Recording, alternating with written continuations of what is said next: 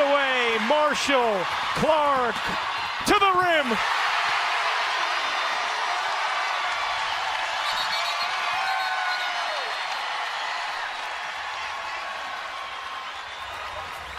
In a 11-0 Iowa run.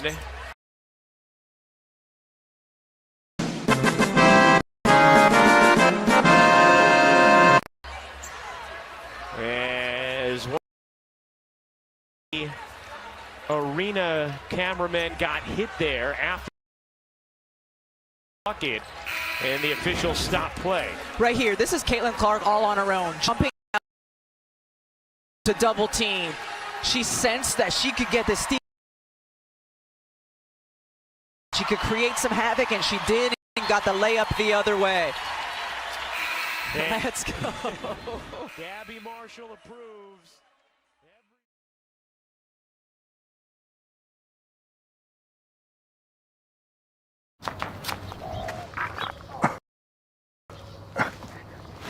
I drive a very nice car. It's very fast, very shiny. But sadly, it's not built for the famous Aussie lifestyle. And I love the famous Aussie lifestyle. I love the fashion. I love the food. But mainly, I like to drive here. So this is my second car. Designed for my second home, Australia.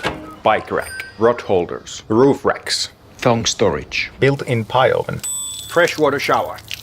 Oh, hey Barrow. Valtteri is having a little shower too. Budget smuggler drying system. BRS, buck reduction system.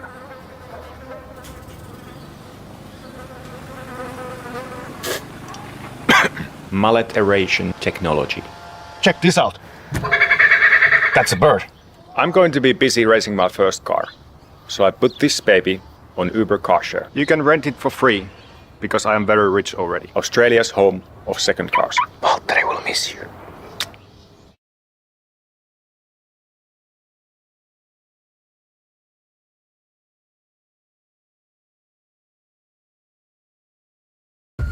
There's so much pressure to win that race. I mean, it's the Indy 500. If you're not living on the edge, what are you doing? It's the race that everyone works all year round to win. There's so many things that can go wrong. It's so hard to win this thing.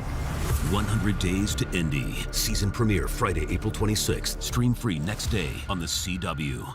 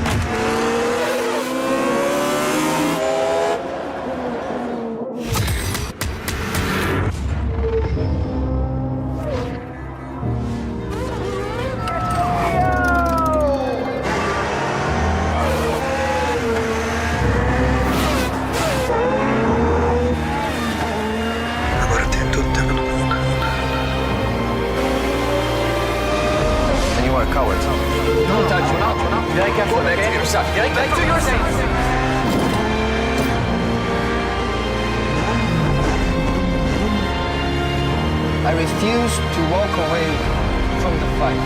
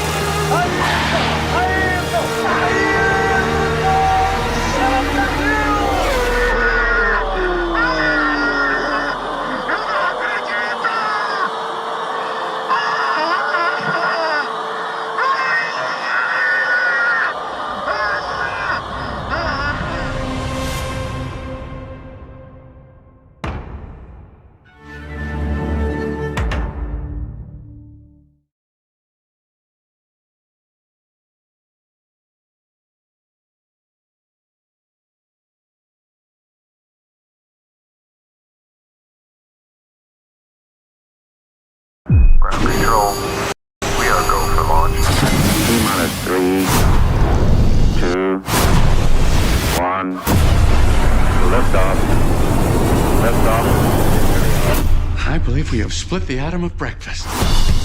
In the early 1960s, the American morning was defined by milk and cereal. And the two undisputed giants of the cereal world were Kellogg's and Post. Major news from the breakfast world. The Post Cereal Company has reportedly invented a shelf-stable fruit pastry breakfast product. No. Yeah. Boy. It's Post. They did it. I'm about to finally crush that big red K that never stops glaring at me. How do you think Post did it? There's always a surprise inside the box. I wonder if they use xanthan gum. Xanthan. Kellogg's is entering the race to reinvent breakfast with the help of Steve Schwinn, Chef Boyardee, and Jack LaLanne. They're stacking the deck with ringers. Hey, you know Isaiah Lamb from Quaker? You Kellogg's people. We're about to have some very powerful people very upset. You have to win. Are you making any progress? It's not to scale, but... What are you guys, 5 years old? Little John draws better than that. And I think there's something wrong with him. Nobody said this was gonna be easy. We're talking about happy childhoods for millions of American kids. The important thing is the name. Fruit Magoos. What? No. Heat 'em up and eat 'em ups. No sale. Oblong nibblers. Is this a joke?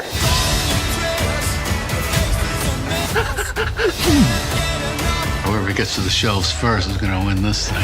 Give up the tarts, old man! How did it get this far? It's breakfast. Things happen. Isn't this a cereal company? Why did my husband explode?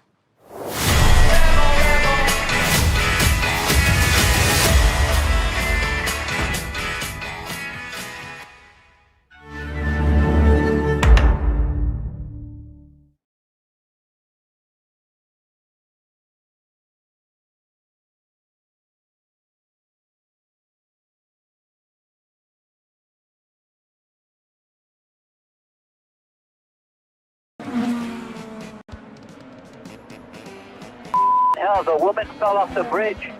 Oh boy, there's been an accident of a different kind. Well, that's a new one. The girl hanging from the bridge fell. Not a real person, we should point out right away. This is part of the eccentric art that populates Barber Motorsports Park. Falling off the bridge. They showed that replay. That is one of the stranger things I've seen. I was wondering what that was. She must have woke up and chose violence. I think the lady that hangs from the towers laying like right next to the track, if you want to tell them.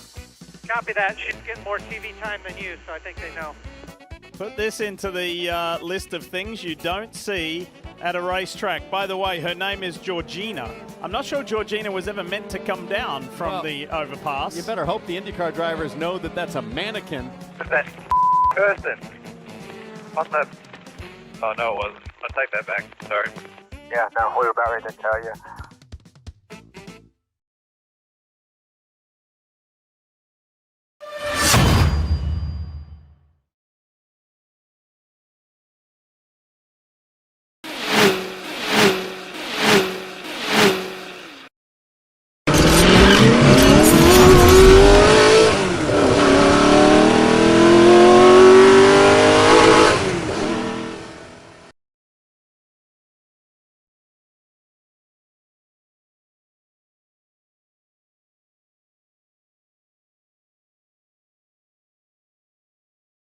Driver, start your engine!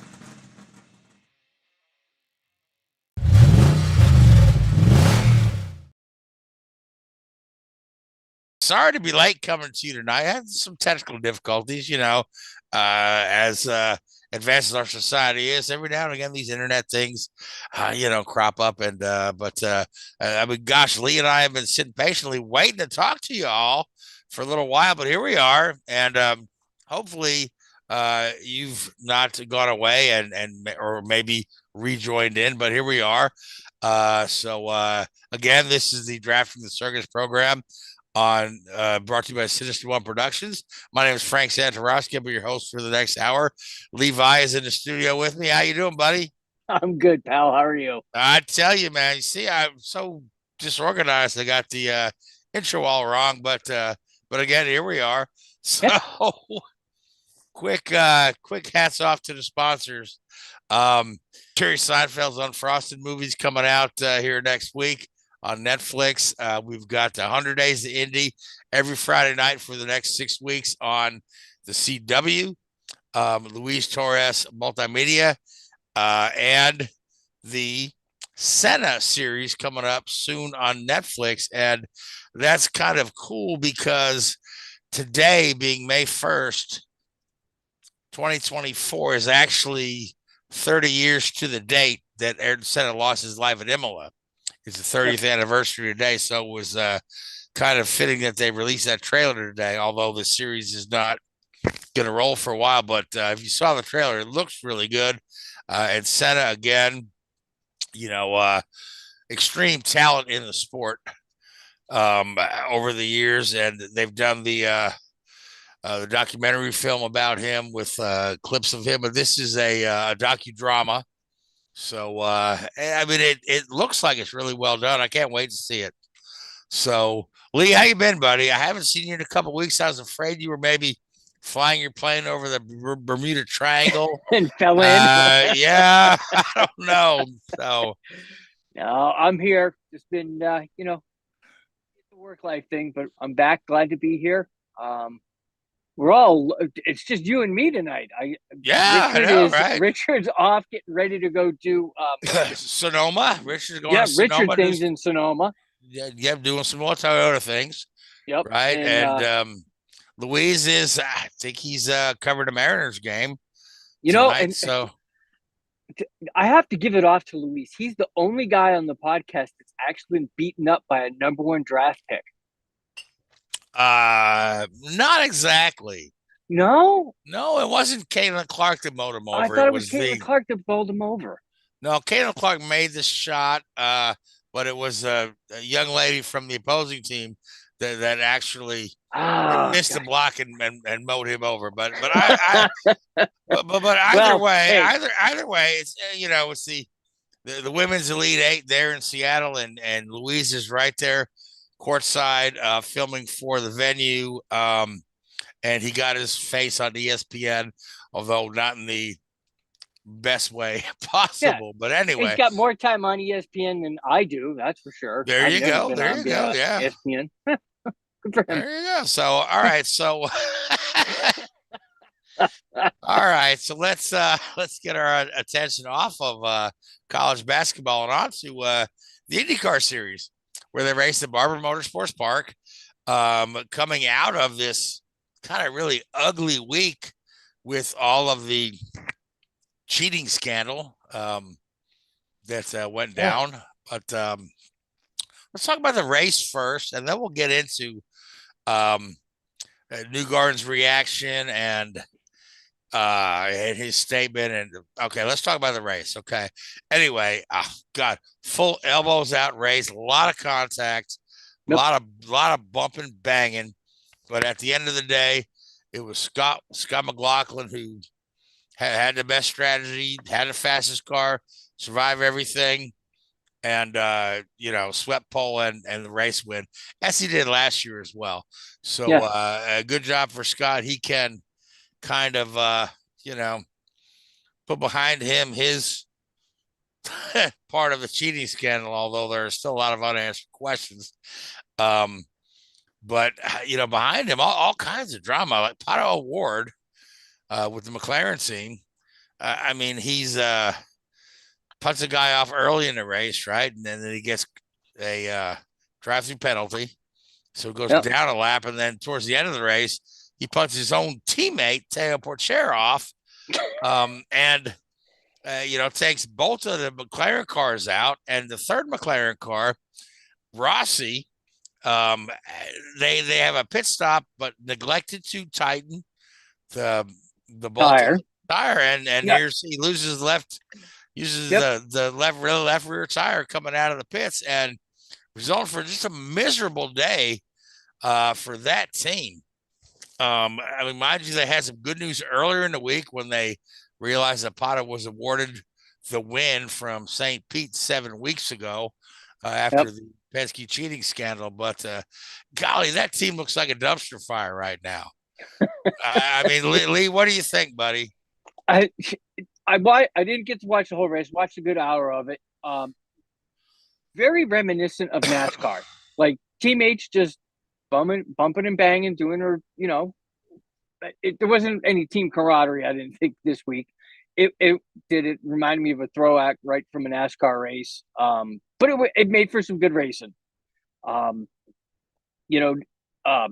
McLaughlin, after getting that penalty, disqualification, whatever you want to call it, coming out of St. Pete, pulling out the win, kind of redeeming himself there. That was a pretty nice thing.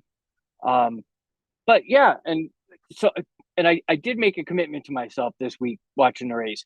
Like Barber Motor Park is beautiful, absolutely beautiful. It is entered onto my bucket list of places to go see. I'm gonna make a trip down there, watch an Indy race one of these years, because it's too nice not to go see a race there. For sure. Yeah. Let's you and I go down together next year. Yeah, let's do it. We'll plan it. We got 360 some days to plan it.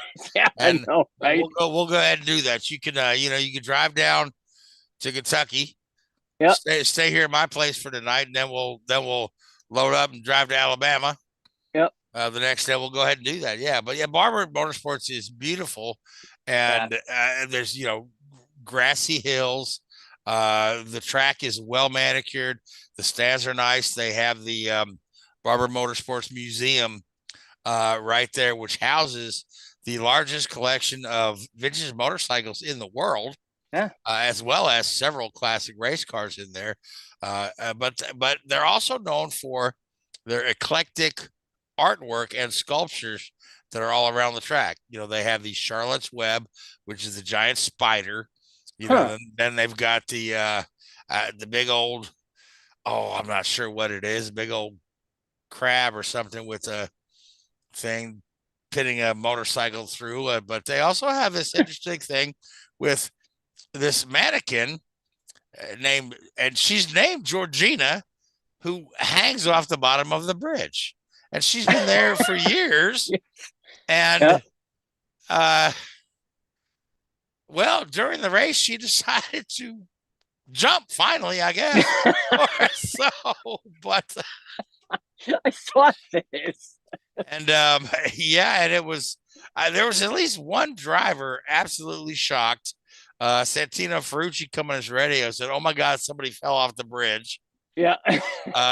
Somebody clipped. She fell right trackside, right, and somebody clipped it and knocked her hand off. You guys saw the video in the lead up to it, but this is like one of the oddest cautions I've ever seen. In all my years of covering motorsports, I've never had the opportunity to insert the word mannequin in anything I've written or said, but yet here we are. And Keith, you've got a pretty fun graphic for us to look at, right? Speaking of mannequins, so just give us a second.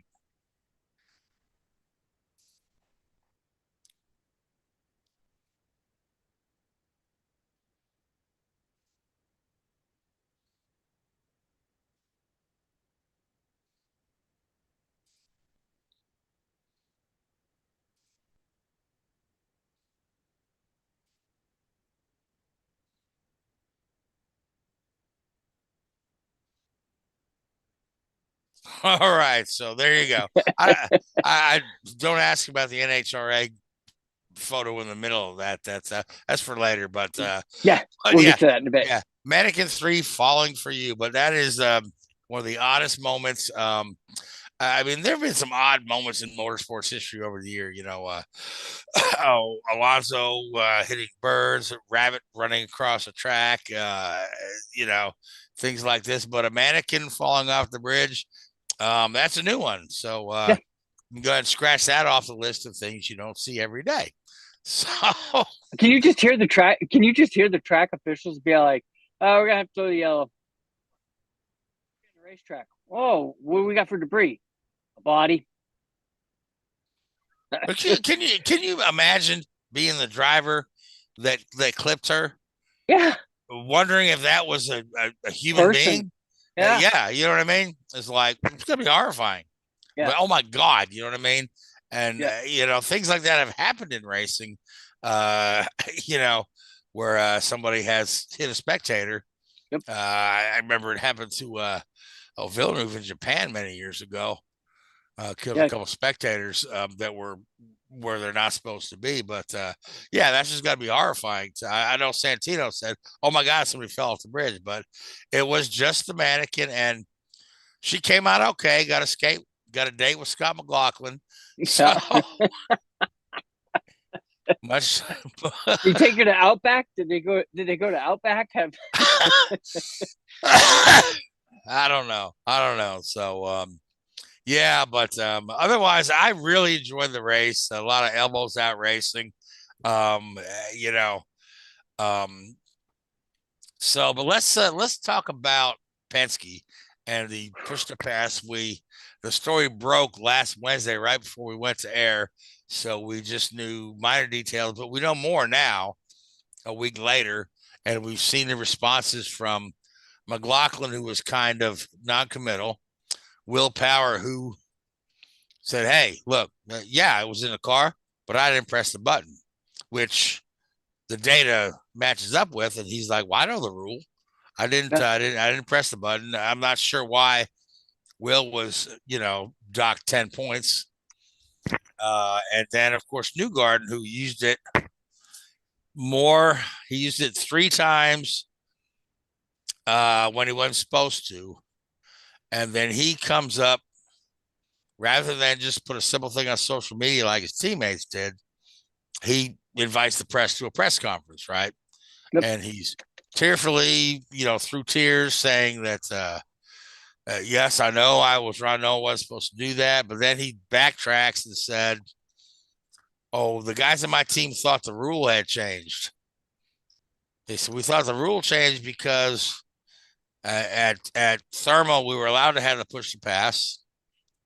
And okay, but I'm like, St. Pete was 2 weeks before Thermal. Yeah. And how is it that you're the only guy that thought the rule changed? You and your team. I mean, your own team at Will Power knew the rule didn't change. Yep. He was smart enough to keep his finger off the button. And they said McLaughlin used it once, maybe, possibly by reflex or by accident. I don't buy that these guys put their finger on the push to pass on a restart by reflex, because it's not available. Yep. So, but as we dig in more, and then Tim Cindric's statements did match up with what Joseph said, and Roger Penske is trying to do a little punch his pilot, wash his hands of all this, and like, so I don't know what these guys are doing. AJ Ford is defending Roger Penske largely because he's got a deal with Penske for development help. Yeah. But if you kind of sort through all the bullshit, right?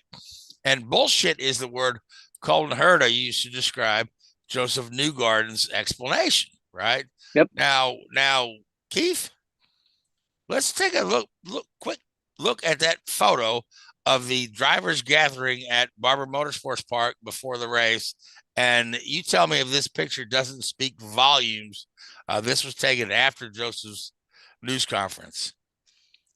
There's all the drivers sitting, chatting, being social with one another. One guy on the outside. Checking social media, phone in his hand. Nobody talking to him. Yep. Yeah, that's like the last kid to get picked for the soccer team, right? But there you go. Nobody's buying his story. No, if the rules had changed, everybody would have done it. Everybody would have done it. It's just that's something that you just don't keep quiet. Well, I mean, the television broadcasters tell you what the rules are. Yeah. I sitting in my house, I know the rules. Yep. How does a guy in a car not know the rules? Or Right. think the rules changed? But here's the interesting thing now, right? So when we dig a little deeper into this, right? So there were 4 other teams that participated in the hybrid testing, right? Yeah. Well, none of them copied that software onto their race car, right? But if you dig even deeper, Penske's the only team that changed the coding in I believe the CLU. Because ordinarily, and this is why I really wanted Richard on the show tonight, because he would be able to explain this better than me. But ordinarily, they can send a beacon to the car to enable push to pass. Right. Right. Just like in F1, you can. There are certain parameters that have to be met, and then if memory serves me right, there's actually a person that a human body that says, okay, enabled or disabled. Right. But they essentially rewrote the code. Yep. To just keep it on all enabled, right? And they did it at St. Pete, and they did it at Thermal, and they tried to do it at Long Beach, but some sort of a freak glitch caused somebody to look into it. Yeah. That's where they found it. So if they're not doing this intentionally, why the other 4 teams, and one of the engineers, and I forget who it was, right? Engineer with another team he said, my gosh, I would fire myself if I would have copied the code off of my testing car and put it on the race car. So and that's the other thing. The testing cars and the race car are 2 different entities. So yeah, because they had the test cars out there a couple weeks earlier when they were testing the hybrid motor. Right. Yeah. And obviously there's different software on those cars because, like you said, it's testing. You're trying to work the bugs out of the system. And yeah, it's such an odd, it just doesn't make any sense. I mean, if I was a driver and I accidentally, reflexed and hit the push to pass button and got that, I mean, you feel the jolt, it's there. Oh it's yeah. And you were like, right. But, well, that's and then I would have. That's McLaughlin's story, and the data kind of stays true to that because he only violated it once. Yeah, but Joseph 3 times. Yeah. He's like, I thought the rule changed. Oh, this works. The rule must have changed. He must have testified in front of Congress or something. I don't know. But the only guy who comes out smelling good of the whole thing is Will Power, who seems to perhaps had knowledge that maybe this system was disabled, but he knew when to not have his finger on the button. Yeah. So but I mean, the effort now to kind of, let's just move on, sweep it under the carpet. But honestly, I don't feel like the penalties were severe enough. So let's first off, let's talk about the $25,000 penalty to each team. Okay. So, and let's look at the fact that, so Team Penske has to pay Penske Entertainment $75,000. How does that work? Yep. Roger takes money out of his left pocket, put it in his right pocket. In his right pocket? Yeah, exactly. Yeah. It's the fine is ridiculous. The disqualifications are certainly warranted, right? The 10-point knock to Will, probably unfair, but they're just, I guess, trying to make a point there. But they should have, in my mind anyway, right? Make these guys sit out a race. Yeah, bench them. Yep, give them a hey, but so it's a bad look because the guy that owns the series owns this team. Yeah, like and, that. And everyone's let's just move forward. I'm like, no, this is ugly. If I was if I was an Andretti guy, I'd be rip shit about this. It's like Colorado was very rip shit about this. Yeah, he's one of the most vocal. Yeah, at first I thought, when the story first broke, I read into it, and it just seemed like there was across the board there was the LPU or the CPU or whatever this electronic control device is, computer control for the push to pass. From what I read, it was across all the cars. Everybody had it. Some realized it, some didn't. Now we get, more of the facts are coming out that no, it was just the Penske cars that had it. Right. And I was and they're the only ones that manipulated the code. Yep. The other teams during the hybrid testing sent out the beacon like they ordinarily do on race day. Yeah.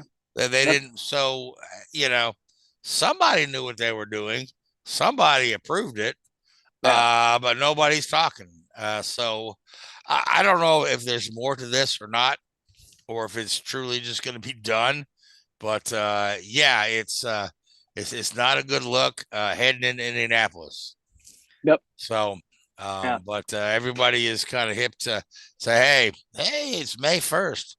Is it May yet? Indy, every month, Oh yeah, every people always ask me, hey, what do you buy an IndyCar fan? I said, buy them a calendar. And I said, and they say, why? I said, because they always ask you, is it May yet? So get them a calendar so maybe they know what the hell the date is. But anyway, it's one of my favorite IndyCar fan jokes. So we've got a week off, and then we've got the Indy Grand Prix, and then after that we've got IndyCar practice day start, qualifying, and then the race on May 26th. So hopefully they can get to the bottom of this. But let's talk about McLaren and David Malukas, who was signed by McLaren. Yep. To drive for the team in 2024. Injured his wrist in a mountain biking, or was it mountain biking, or? Yeah, it was a mountain bike accident, I think. Evidently, from the story I read, it said although he's not a novice mountain biker, he pulled the wrong brake handle and locked up the front brake instead of the back and threw himself over the handlebars when he injured that wrist. So he's missed 3 points paying races and one exhibition race so far. They had put pins. This should have been, for most wrist injuries, it's 6 weeks and you're back, right? Yeah. He theoretically should have been back by Long Beach, but the injury is much worse than they thought, which tells me, and I'm no medical professional, that there's probably some nerve damage, right? Because that takes a whole lot longer to heal. But then it comes out he's probably not going to be ready for the month of May. And there's a stipulation in the contract that said if you miss 4 races, we can let you go, and they let him go. Yeah. And so they've been using Callum Ilott and Teo Porcher to fill in. Now, I mean, who sits in for the rest of the season? It's up in the air. Both Porcher and Ilott have committed to their series, which Ilott's running the WEC, and Porcher is running Formula Supercar in Japan, or Super Formula in Japan. So I think between the two of them, they can fill all the days. But it would make more sense for the team to get one guy in there, right? Yeah. And maybe that would involve buying one of those two guys out of their contract. Yeah. But it's still, who do they put in for the 500, right? Well, your obvious choice is going to be Callum Ilott, right? because he did the testing at Indy, right? He's right at the Indy, so he won't have to do a refresher or anything, right? Porchere's never run the Indy 500, but they also have Tony Kanaan is their director of race operations, who, he's I pretty can good. still ride. Well, he's pretty good at driving a car, so they may not put Tony in a car. Who can tell? But that's all up in the air. But the funny thing is, so many people are wanting to bash McLaren for jumping Malukas, right? But what are you going to do? The doctor's prognosis is perhaps that he's out for the whole season, right? And he's only on a 1-year contract, right? Yep. And that's not, a secret that they put him on a 1-year contract, because in 2025 there's a couple of really good free agents open that McLaren is looking at. One of them is Christian Lundgaard. The other is Joseph Newgarden, who's, if they could pry Newgarden away from Penske, that's the coup of the year, because I don't think he would leave that place if he weren't pushed out. But well, we don't know. But recent events, he may be the black sheep of the Penske family at the moment. And Roger may just decide to part ways with him at the end of the year. Who knows? I got a doubt that'll happen. But it could. But either way, I don't think Malukas is going to be around. I didn't either. In 2025, unless he won a ton of races. And the fact that he hasn't even gotten in a car. Hasn't even gotten in a car on a race weekend. So don't be hating on McLaren. Everybody say that, they pushed Hinch out. Yeah, they kind of screwed Hinch. And Oliver Askew's had some serious injuries too. Either way, it'd be interesting to see who they come up with to put in that car at Indy, and who they put in the car the rest of the year. But in my mind, if they can get one guy in that car for the rest of the year, rest of the season, and just have a consistency there, because that team is literally a dumpster fire right this second. Yep. If you look at their race at Barber, so and that's the question. Do they have somebody in a developmental program somewhere that because these teams, they have drivers in developmental programs that they eye for years. This isn't especially McLaren, because they're in Formula Big 1 organization. So they've got guys all over the world that they're looking at. They've got guys in Formula E and this and that, and they're Porcher, he's still got some commitments as a reserve driver for, I think, Sauber or one of those, but McLaren can easily buy that out, because there's no shortage of Formula 2 guys waiting to get at least a reserve drive in Formula 1, right? So, and maybe McLaren takes, they get a drive. Maybe they put Tony Kanaan in to run the 500. He's probably their best bet. He'll draw a lot of eyes to the car for sure. People in Indianapolis love Tony Kanaan. He's one of him and Elio are the two of the biggest fan favorites at the 500. People in Indy love Tony Kanaan. I go there every year, and it's and there's no reason they should. Tony's a wonderful guy. So but McLaren also like having him in the pit box. They like having him because he's done, by all things I read, he's been a really nice replacement for Gilda Ferrin, the late Gilda Ferrin, who was their sporting director. And they got to balance that. Okay, so we're going to lose him working and coaching our other drivers, but we'll have pretty solid guy in the car. And Tony is still fit as can be. And he'll, it's like, he finished third as recently as 2 years ago. So he's He probably jumped the opportunity, but we'll have to see how that all works out. And then what do you do after? What does McLaren do after the 500? Do they take those drivers that are in the developmental leagues, throw them in the race car for a couple weeks, or do you make a decision and say, all right, for the rest of the season, we're going to commit to just one of our developmental drivers? Well, if it's get me, them spun up a little bit. If it's me, I want to commit to one guy. You know what I mean? Yeah. Yep. Whether it be Porcher or Ilott, I think McLaren was looking at hiring Ilott to begin with. Yep. Before they hired Malukas, but Yukos waited so late in the game to let Ilott go because they really screwed him that way. Yeah. Which is kind of the same thing McLaren did with Hinch.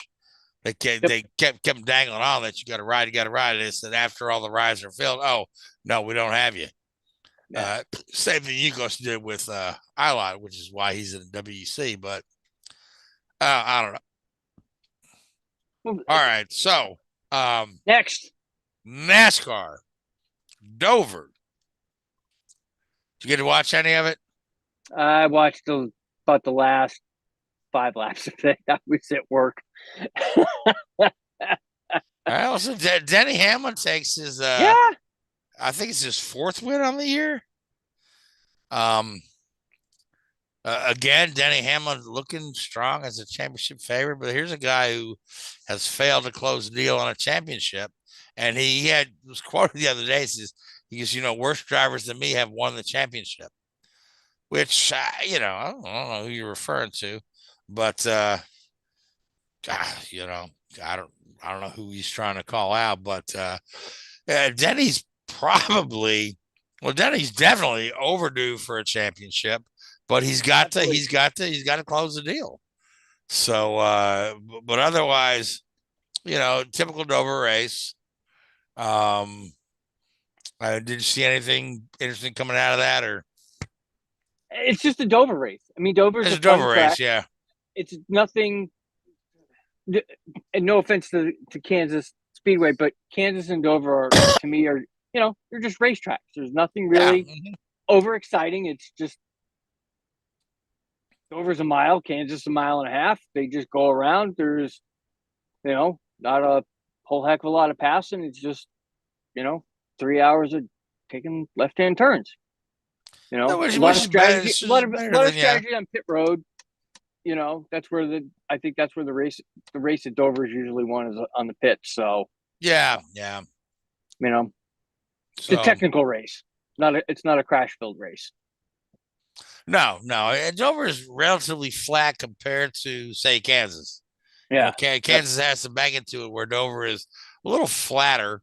It's not as flat as, say, a Martinsville or an Indianapolis, but it's, it's a little flatter and it's concrete, so it's a little different. But they do have, the coolest trophy. Oh, yeah. Yeah, the big Rock Monster trophy, yeah. That and Martinsville's grandfather clock are the grandfather clock's a good one. Yeah. Those are probably the 2 best trophies out there. I want the grandfather clock, and then I'll take the Rock next, but it's still pretty good. Yeah. So, or the Nashville, you get the guitar. Yep. Texas, you get the hat. The hat and the guns, right? The big guns. Yeah. Yep. So. Yep. So and New Hampshire, you get a giant lobster. Blue lobster if you're lucky. Yeah. So and I thought Dover was pretty good because there was a couple drivers that, finished well that we haven't seen finish, in the top half of the ballpark. Well, Noah Gragson, Tyler Hemrick, or Daniel Hemrick. A couple drivers got, they got some TV time this week at Dover because they finished pretty good. Some drivers that I thought. They didn't get as much TV time as that Mannequin. No, they did not. They did not. And then, there's drivers like Brad this last week. Brad's another one that I think is due for a championship. He's got to start getting his head back in the game. I don't know what's going on, with the team or with him, but he's just not. not having the year I thought he would have. I really thought he'd probably have a decent year this year, and he's just, not having it. I mean, none of the 4 teams are having the year. No. Ford is still winless. Yeah. So. Yep. I mean, I thought Talladega, 2 weeks ago, I really thought Ford was going to just absolutely, that was their race to lose. And they lost it. They lost it.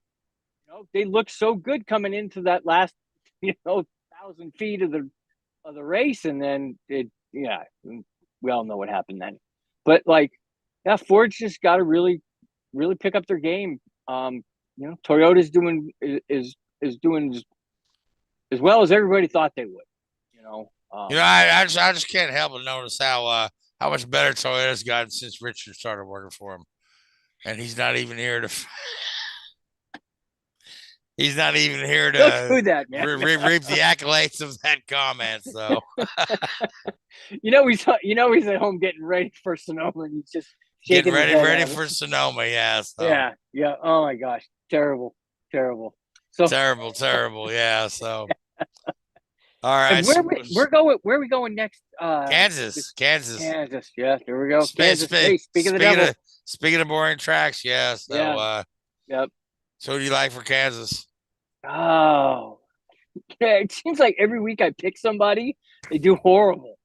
So I mean, who do you really just not like? Pick them. AJ Allmendinger. I really don't like AJ Allmendinger, but he'll probably end up winning this thing. Who knows? I don't even know if he's running it. I don't even think he's going to run because I mean him and I think he does a full season of Xfinity and just having to pick up this one up. I don't know, Josh Berry. I'll throw Josh Berry out there. Why not? Yeah, man, throw him under the league curse. Yeah, so yeah. Yeah, I don't know how I went all last season without picking any winners, and I'm doing terrible this year too. So, yeah, don't pick anybody that I pick. That's for sure. All right, so I won't pick Josh Berry, but I'll Kansas. I don't know. It's again, like I say, it's like Dover. It's just there. Yeah. Yep. It's just another track to fill. To me, it's just another track to fill the TV schedule. We need to have so many races this year. Dartboard. Dover. There we go. Yeah. So let's go Tyler Reddick. What the heck? Yep. He's due for a win. Tyler Reddick. Yeah, why not? So, all right. So, other NASCAR topics. So there are some behind the, scenes meetings with drivers and team owners about the charters and whatnot, and the amount of money that goes to the series versus what goes to the teams. And there's some guys that are pretty unhappy with it. Denny Hamlin being one of the most vocal. He was quoted in an article today talking about that. But, Denny's got some legs to stand on, being a partial team owner in 23XI.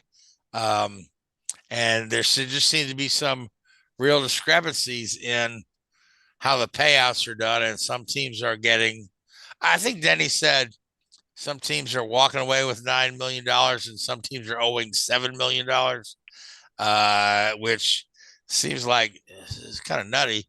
But, he's like, teams might start skipping races if they don't kind of even this out. I don't know how all that works. Lee, have any insight at all? Or I don't. This story just broke, probably 2 hours before we came on, so I really didn't get a chance to come up to speed on it. I don't know. Denny always has words about every little thing in NASCAR. Denny's very vocal. Yeah, very, very vocal. And there's been times in the past where the smallest little things that he just blows out of proportion in my mind. Is this one of those cases? I'm not going to speculate. I didn't have enough time to read up on the story. Oh, neither did I. I was just presented with it right before we went on the air. So I when Denny talks, I listen with half an ear because he just talks. Denny talks, and he, like you said, is very vocal. So I don't know. I'm gonna have to do some research on this one. If what he's saying is true, I don't know. I mean, it doesn't surprise me that there's inequity in there. Yeah. From the top teams to the smaller teams. Yep. And it shouldn't be. I mean, I don't know how the whole thing is structured, how the payments are based, right? Yeah, I don't either. If the payments are based on results, well, then there you go. You know what I mean? But if the payments are based on something else, or but he's saying that when they're talking to Bill Jr. or who's ever running NASCAR now, they're pretty much is like talking to a wall. Yeah. So, but I haven't heard any other owners getting their panties in the water about it. But maybe Denny's just the first who's going to open the door to. But evidently the owners and NASCAR are embroiled in some talks about this. And maybe Denny's the first one to just kind of talk publicly. So we'll see what in the coming days what turns of this and this is a very much a developing story. Yeah. So let's talk about our friend SVG or Shane Van Gisbergen. And I will say his name correctly because Richard always gives me shit. Because he said every time I say his name, I say it differently, which is probably correct. Yeah. So here's a guy who's eligible for the All-Star race because he won in Chicago last year. Yep. But yet he's got two different teams he's associated with. Neither one of them has a available ride for him to run in the All-Star race. Which is, it's a bit of a shame. Yeah. But as a smaller team, his primary employer is Trackhouse. Yep. And Trackhouse has a little money, right? But do they want to risk one of their good race cars on an All-Star race? That's not a points-paying race. Nope. For a guy who's not their full-time driver, he's just a part-timer. So. I kind of wonder if somebody else will step up and say, hey, I'll put you in my car. But again, that's a developing story, but it looks like he's going to sit that one out. Yeah. And I mean, what team's going to fess up a driver just so he can run a non-points? Exactly. Yeah. I think I wouldn't, I mean, if it was on a road course where he had like a legit shot at winning, because it's what, $1 million payout. Yep. Which the team will probably keep 30% of or 70% of, depending how your contract's written. It might be worthwhile, but at North Wilkesboro, and SVG hasn't proven his mettle on the ovals yet. I don't blame them for not putting it in, but you would think Trackhouse would help them out, but they've got to do what's best for them. So yeah, and maybe SVG knew going into this thing that with the win last year and signing a developmental deal this year, limited race schedule. That was part of the deal. Hey, you're eligible for the All-Star race, but we're not going to put you in it. Yeah, I mean they've got their own concerns to worry about. So yeah. Yep, and he's got commitments. He's got back, in Australia too. So maybe there's a conflicting, engagement. No. He's got no conflicts. Oh well, yeah, that's right. He's broken out. Yeah. Yeah, so, he was able to buy himself out of that, or Trackhouse was able to help him buy himself out of his commitment so he can learn NASCAR. But either way, I don't say he'll be sorely missed in the All-Star race because the All-Star race is again just a small blip. Yeah. But you know who else is going to miss the All-Star race? Who else? You? Kyle Larson. Yeah, because he's got to get ready for. Because he's going to be qualifying in Indianapolis, and Kevin Harvick is going to come out of the booth and run his car in the All-Star race. So I think it's kind of exciting. Yeah, it is cool. Because if you want a guy that you consider an All-Star, hey man, Kevin Harvick fits that bill, right? You know, he's like, hey man, I'll come back for one more. So, you know, so good for him. See how he does. All right. So, anything else going on in NASCAR? I can't remember what if I had anything else. I don't think there's anything else. I think that's about it, right? So, all right. So, NHRA. Our buddy, who's Four not Wide here tonight, Nationals, Richard, went went to the race, and he gave us this picture. Keith, you want to show us that photo? And I was ready to bow gracefully and let Mr. Uden talk about NHRA, and he's not here. Experiences at the Four Wides this weekend, and he's packing his luggage to go to California. So yeah, I mean, yeah, wasn't that a Led Zeppelin song, "Going to California"? It might have been. Showing my age. Yeah, showing our ages. All right, so the Four Wides, which are always pretty exciting to watch, and as Richard said, very loud. Or as Richard said, bloody loud. Yeah. So who are the winners and losers coming out of the Four Wide Nationals at Charlotte? So Four Wide Nationals at Charlotte, Justin Ashley won in Top Fuel. Really no surprise there. Justin's having a pretty decent year this year. Continuation from last year, so that's good. Matt Hagan won in Funny Car, taking his spot of, I think it was 50th win in his career. So that's a big accomplishment. He got his 50th Wally of his career. That's a pretty monumental catch right there to get 50 trophies. That's a big number, yeah. Yeah. And I mean, like, I think John Force, and John Force is I think he's like 80, got like 80 Wallies. But I mean, John Force has been racing forever. Like, I think they were still like on tricycles when he was running in NHRA. He's been around a while. So, Hagan to be almost 2/3 of the way there, that's pretty impressive for Matt's young age. Greg Anderson, a.k.a. we call him Mr. Safety, he won in Pro Stock. And Gage Herrera, who, again, Pro Stock motorcycles on that Hayabusa Suzuki, he cannot be beat. That guy is,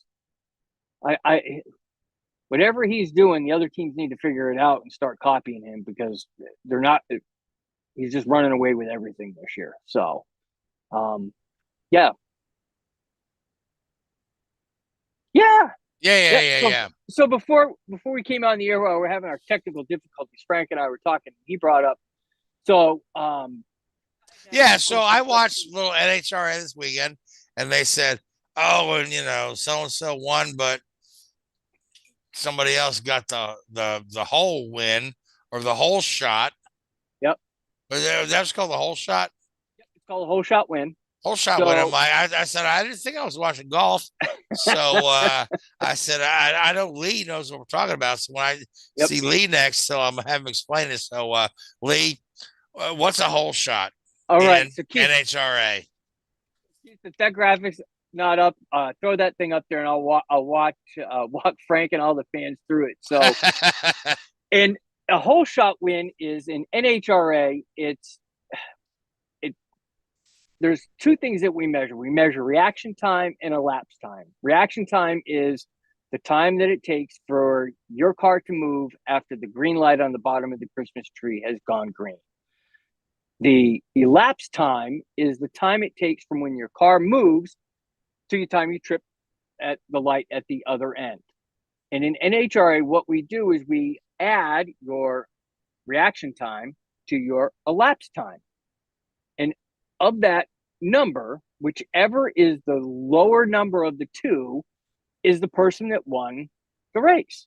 That's what happens. So a driver could technically trip the tree, come off of the line and have a faster elapsed time than their competitor.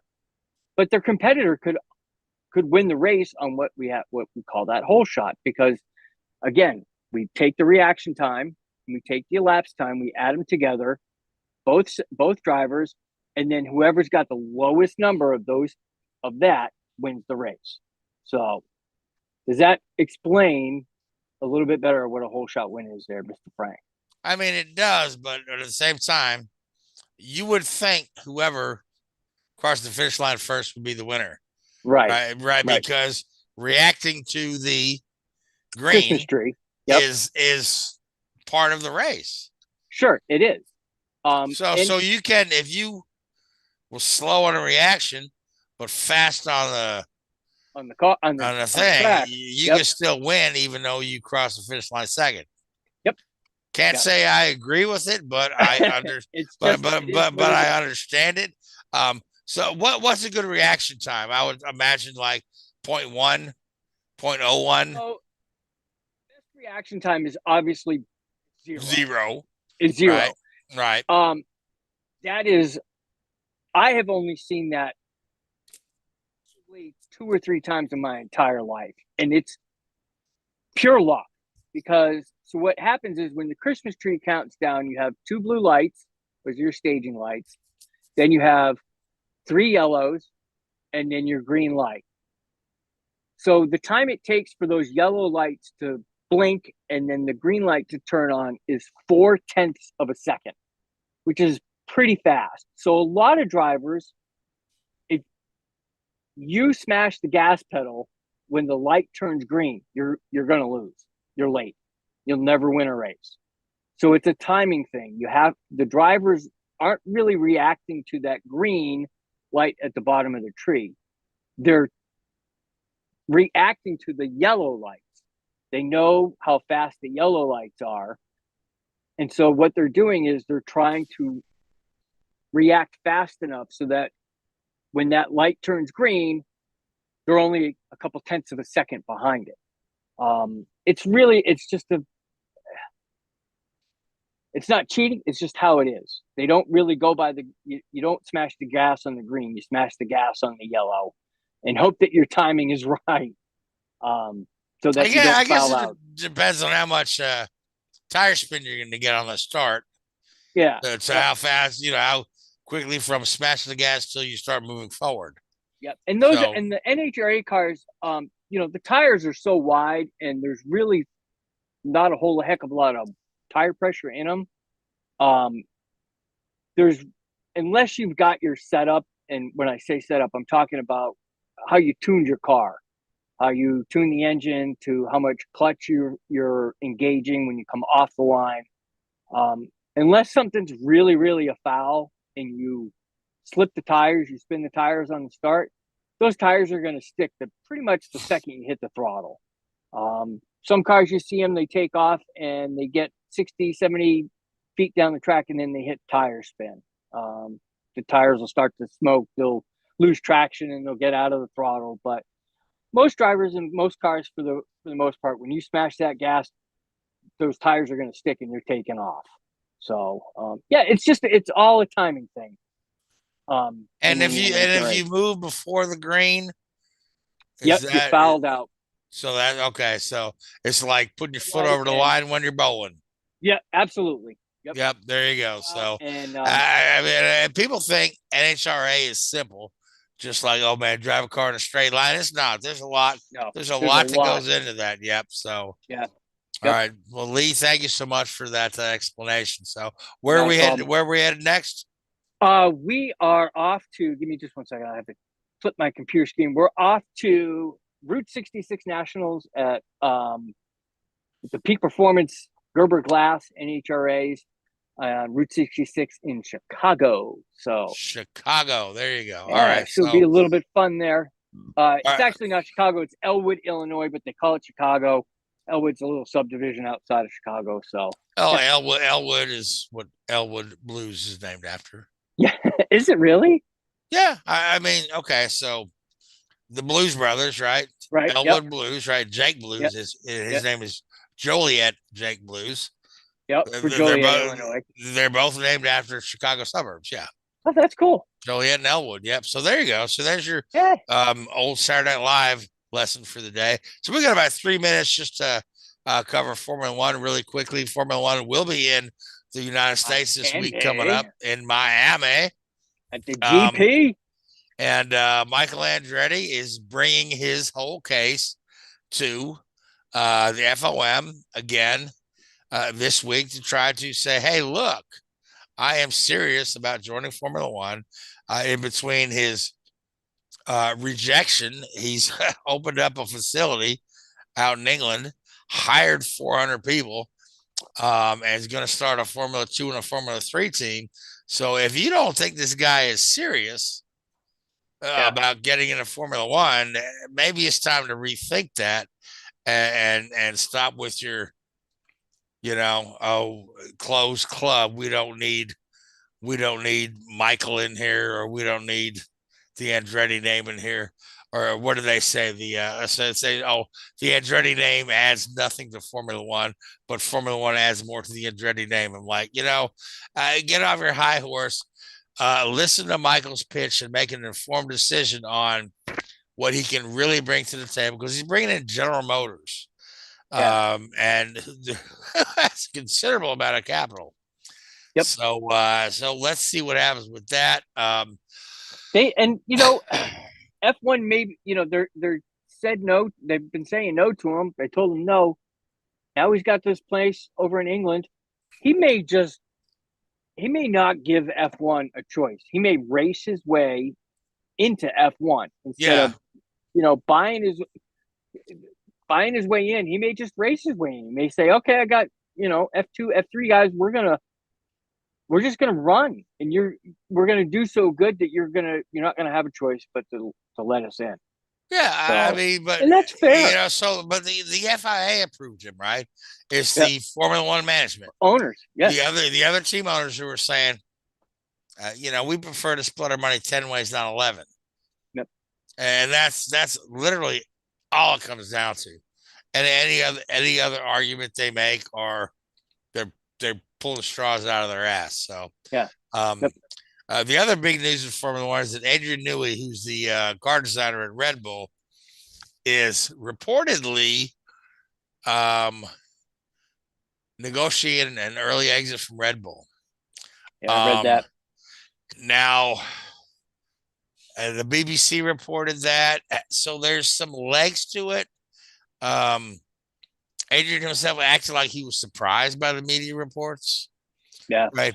But a pretty respected motorsports pundit that I know told me that Adrian is brushing up on his Italian.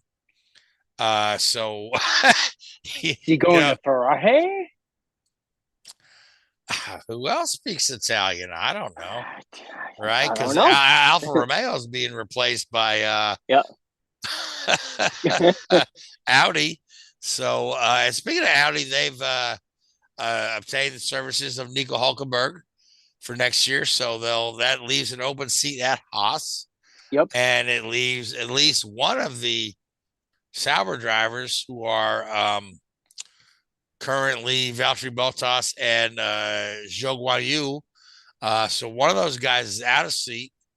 Probably both of those guys are out of seat, from what I hear, when Audi takes over. But they're Nico Hulkenberg is the one guy they're hanging their hat on. So, and with that being said, that takes us to the end of our time. Top of the hour. Top of the hour. Yep. So, Lee, I want to thank you so much. Thanks, buddy. I appreciate it. It's always good to talk to you. I haven't talked to you in a couple of weeks, but I really enjoy you. Keith Hayes, our producer, thank you so much. So sorry about the technical difficulties you have, but I really appreciate you digging in there and getting everything you can to make this show happen, and not just giving up on us. Scrapping it and calling it a night. So also thank you to Netflix for the Unfrosted film and the Senna series coming up. 100 Days of Indy on the CW Friday nights. Luis Torres Multimedia. Thank you to Facebook Live, Spotify, and iHeartRadio. No thanks to, what's it called? Live stream? Or Yeah. Whatever we had technical difficulties. Whatever we had, yeah. So, but but you know what? Thanks you folks that stuck around and listened to us tonight. I know Bubba's about broke was in there listening to us, and so was the I Love Racing group on Facebook. So you guys are wonderful. Thanks for listening to us every week. But until next week, good night. Thanks for watching Drafting the Circuits. Make sure to follow Drafting the Circuits on Facebook, Spotify, Twitter, and YouTube. Drafting the Circuits is a Code Sinister One production.